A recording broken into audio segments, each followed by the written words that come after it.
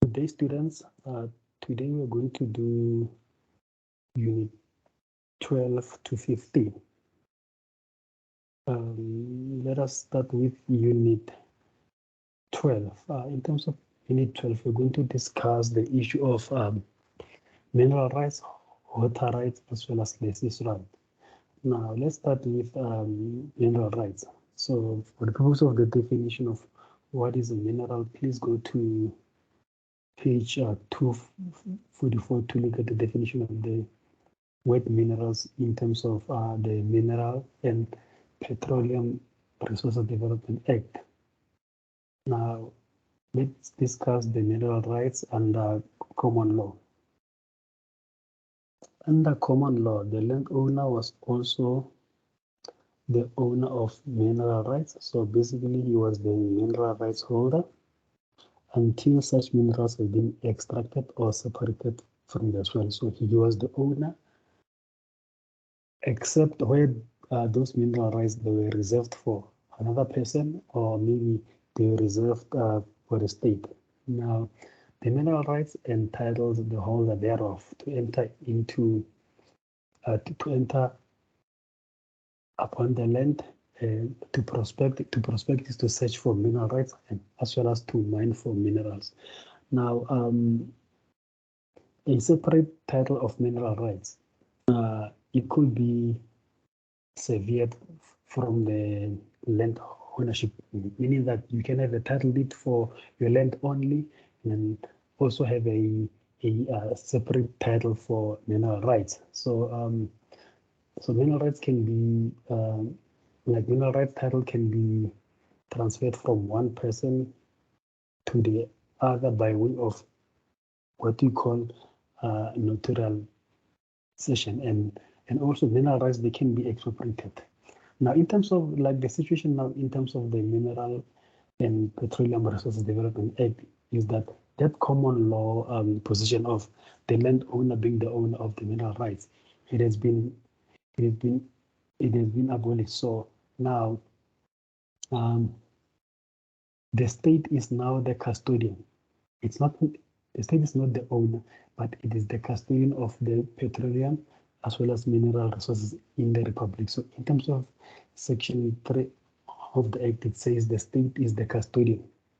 Now, the implication again of that Act is that those mineral rights that were held in terms of the previous legislations that were regulating mineral rights, is that those the so-called old order rights, such as the prospecting rights, mining rights, as well as mineral rights, they were now the holders thereof, they were required to convert them into what we call the new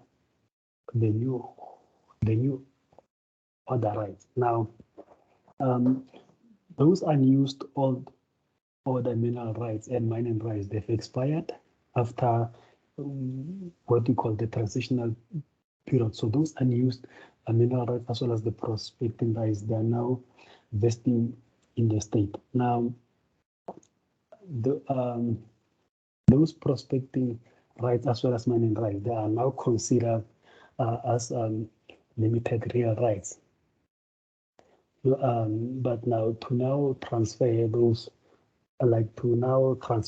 or cede those rights from one person to the other, then you will require the consent of the minister that is responsible for minerals.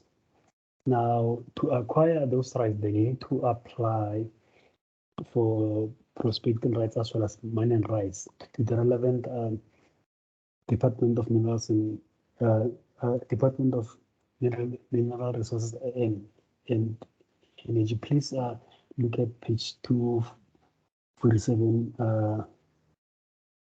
And then, with regard to the water rights, the water use rights, previously they said, like, the position was that the Water Act of 1956 was regulating the water rights as well as the water use. So that 1956 Act, what it did was it retained the common law distinction between what you call private water as well as public water. So meaning that previously you could now own water like privately, but now in terms of the National Water Act of 1998, it did away with the distinction between private as well as public water. So in terms of the new act now, the state is the trustee of all water resources in the country. So so therefore now, to have the water right, we now have to get the consent from the relevant minister. In this case, it's going to be the Minister of Water and Sanitation. Another act that is also dealing with issues of land use as well as rights, as well as I think also the issues of licensing, water licensing, is the Water Service Act of 1997. So if you can also look at page 251 of the State Guide to go to understand the issue of the water rights in the country. Now, let's go to the tenants right. Now, in terms of the tenants right, here we're dealing with the situation where there is a lease agreement that has been entered into between the lessor and the lessee. Now, there is this Roman Dutch law rule, maxim, or doctrine, whatever that you're going to call it. But in terms of this rule called it means the lease overrides the sale. So in terms of this rule or doctrine, the lessee acquires the limited real rights against the subsequent purchaser of the land. So what's the meaning is, if ever there is the property was sold to the new owner is now going to be bound by the lease agreement that was entered into by the previous owner as well as the current tenant. Now, this principle, it used to apply to lease of houses as well as land, but it's been extended to movable things. So there are several cases that confirm this rule. Go to page 253 of the guide. Now, with regard to leases also, there are two types of leases. There's what we call long lease and short lease, right? Now, depending on whether we're dealing with a long lease or short lease, in terms of to confer limited rights for short lease, they need to be the person need to be in physical control of the premises. Whereas in terms of the long lease, for it to confer limited real rights, they need to be a registration. Now, let's first deal with what we call a long-term lease. So long-term lease or long lease, there we're talking about the lease that is 10 years or more. So previously, like in terms of the Roman Dutch law, a long lease to be considered a real right, it was required to be registered. Now, if that lease was not registered, therefore it was considered a personal right. But once it is registered, it is now being converted to to what we call real right. Now, an unregistered long lease, even though it was not registered, but it was also valid against the successor who took notice of that lease. So even if, again, even if the lessor didn't know the lease, correction. So look, even if the new owner did not know the lease, the lessee was protected for the first 10 years of that lease agreement, provided that he or she is in physical control of the premises. Now, in terms of like in South Africa now, the situation with regard to long leases is now regulated by the act called Formalities in Respect of Lease of Land Act of 1969. So that act is now saying that for a long lease to be valid and also binding on the successor, it must be registered. So, so any lease which is more than 10 years to be binding, it now needs to be registered. So the legislation that is going to be used to register that lease is going to be the Deed Registers Act of 1937. Now here we have another form which is short lease. Now that lease, a lessee who is not in control of the premises will only have what you call a personal right. Now, however, that right is going to be converted into a limited real right when the lessee now takes possession of or occupation of the leased property. Now, the effect of the lessee's real right or the tenant's real right is that that right, because it's going to be a limited real right, it's not going to enjoy preference over mortgagee as well as the servitude holder. So another effect is that the successor cannot disturb the lessee in the exercise of the right in terms of the lease. Also, with regard to the effect thereof is that in applying that doctrine that I talked about, the one of Erhard Foucault doctrine, it was held in Vienna by Properties versus Video that the buyer or the successor replaces the seller, and that particular buyer is not going to be bound by all the terms of the lease agreement that has been entered into by the seller as well as the lessee. Now, the new owner will also be entitled to rent. So basically, the buyer now will replace the previous owner, and then he's not going to be converted into the lessor, and then he's going to be bound by that lease agreement that has been entered between the lessee as well as the previous owner. Now, let's move to Unit 13. Unit 13 is dealing with constitutional property law. So here, the most important section in the Constitution is Section 25. So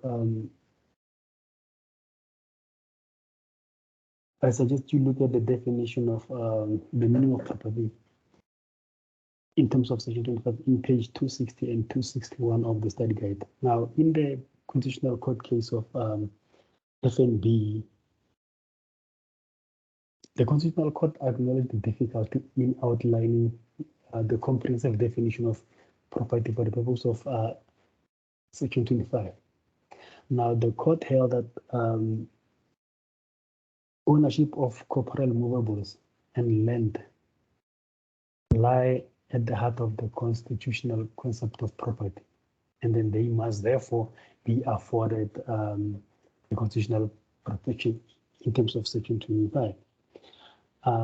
There are other rights that are also protected under Section 25. If you go to page 261, then you will find the list of those rights.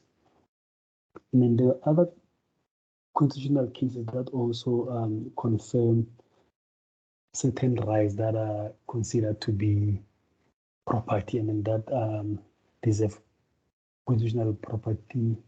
That deserve the constitutional protection.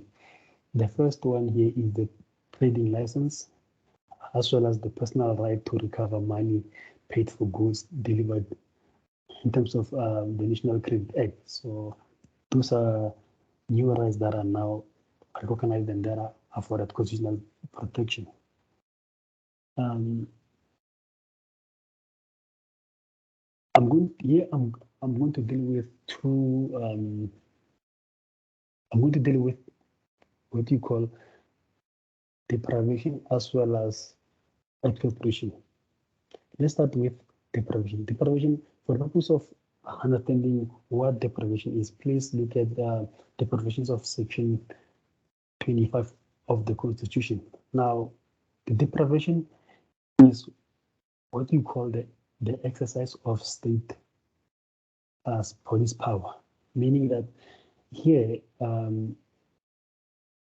the state is now regulating the use of private property by restricting certain owners' entitlements, right? So, meaning that in this case, although you own your property, but there are some laws that the state has now imposed for you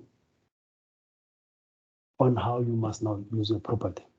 Now, if ever the state is depriving you the use of that particular property, then the state does not have to pay compensation for that deprivation. Those deprivations, examples thereof is in terms of land use planning, like you have the conditions of title, then there's also developmental as well as environmental conservation legislation. Now, expropriation is what you call the taking away or the acquisition of private property by the state. So the state is taking away the property in the public interest or for public purposes. Now, when you're dealing with expropriation, compensation is always payable. Unlike deprivation is more like the state is just regulating, but with the deprivation, it's taking away of private property. So with deprivation, there is no compensation that is payable, whereas with regard to expropriation, there is compensation that is payable. The compensation is regulated by Section 25, 2 to 3, as well as the Expropriation Act. Now let's go to Unit 14. Unit 14 is what we call the South African land reform. So South African land reform is divided into 3 categories. The first one is redistribution of land. When we think about redistribution of land, we're talking about the process where the land must be made available to people who didn't have land before. So with regard to redistribution of land, there are several legislation that have been passed to make sure that people have access to land. Just to give you an example, we have got Provision of Land and Assistance Act. Then we have Special Planning and Land Use Management Act, that is called SPLUMA, and then we have the Land Reform or the Land Tenants Act, as well as the Extension of Security of Tenure Act of 1997. Now, the second category of land reform is what we call land tenure reform. So in terms of this one, the aim of this reform is to recognize and protect those weak rights that like the majority of the people used to have under the apartheid laws. So you find that especially with regard to blacks, there were those apartheid laws that were passed that weakened, like the land rights of black people. So the aim of this land tenure category is to now recognize as well as protect those weak rights. So there are several legislation that have been passed to now deal with issues of strengthening as well as recognizing insecure rights. So we have the upgrading of land Tenant Rights Act of 1991. Then you have the Communal Property Association Act. This act is now dealing with the communal property, on how the communities can form an entity and now be able to acquire, manage, and then to acquire, hold, and manage property as a group. Then you have the interim protection of Informal Land Rights Act of 1996. And then you have we used to have what you call Criminal Land Rights Act of 2004. However, that act, it has been declared unconstitutional in 2010. Now, with the issue of land reform, in order to recognize and protect the insecure rights of some of the people that are occupying land, there are several legislation that have been passed to regulate the process of eviction. Now, there are several legislation that were passed that will now regulate on how you're going to evict different types of people. E.g., you have the Land Reform or the Labor Tenants Act. That act is now dealing with how to evict. There is a certain category of people that you call labor tenants. Those are people that are working in a farm.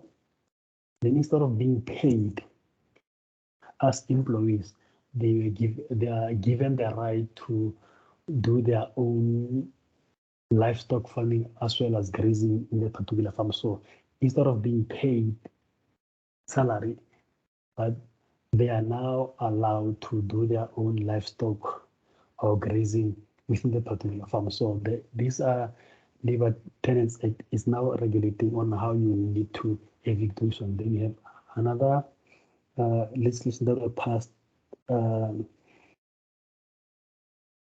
following Section 26 of the Constitution. Now, those act, there is one that is called Extension of Security Tenure Act.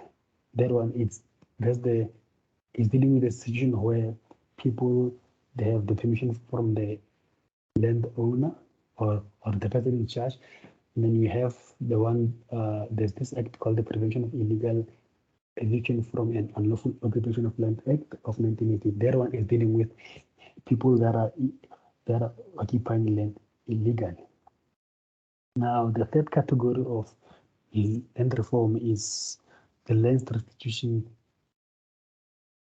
reform. Now, that one, here we're talking about, in simple terms, we're talking about the land claim. So this one is regulating the land restitution process for people or the communities that were the people who were dispossessed of their land, after June 1930.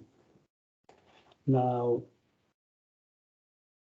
the main legislation that is dealing with land claim, we've got Section 27(5) of the Constitution, as well as the Restitution of Land Rights Act of 1994.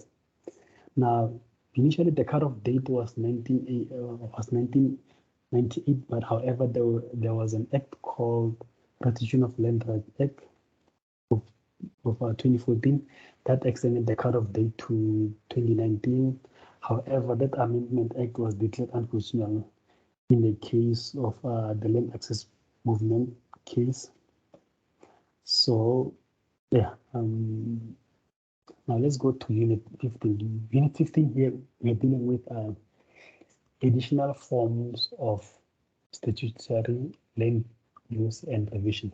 Here, there are certain legislation that have been passed to now regulate another form of land ownership.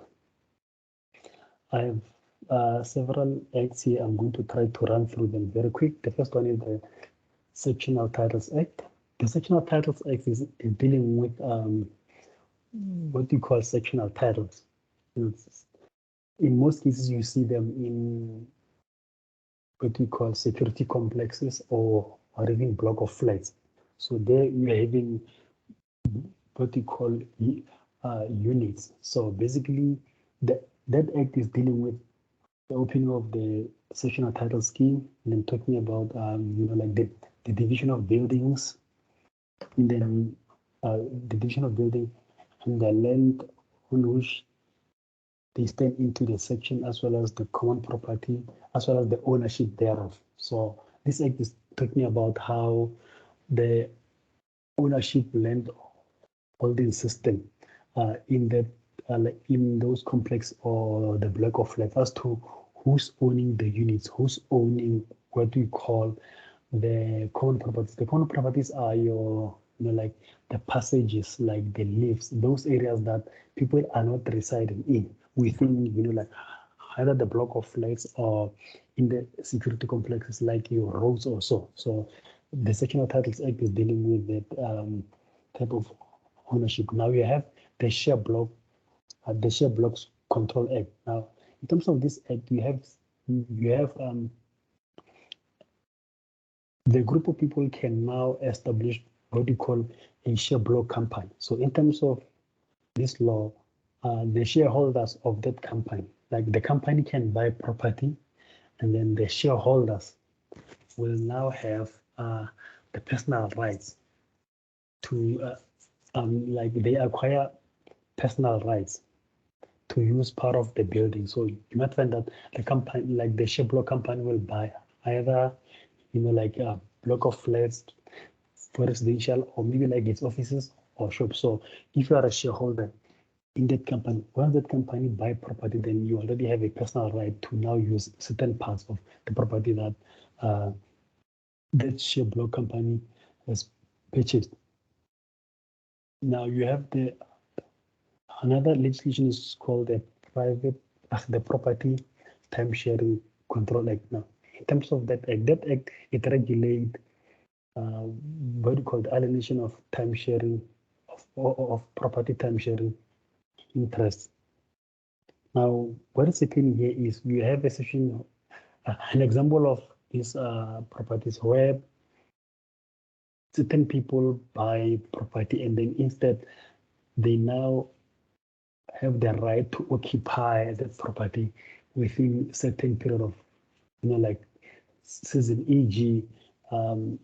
If ever you buy a property, then you find that in terms of their agreement, then you are only allowed to occupy that property from like let's say this season or this time of the year or so. So when a group of people buy a property, and then and then like those examples, like the examples thereof can be the holiday homes, wherein you buy the holiday home like as a group, and then you decide in terms of the agreement to say who's going to occupy this property in which time of the year or season.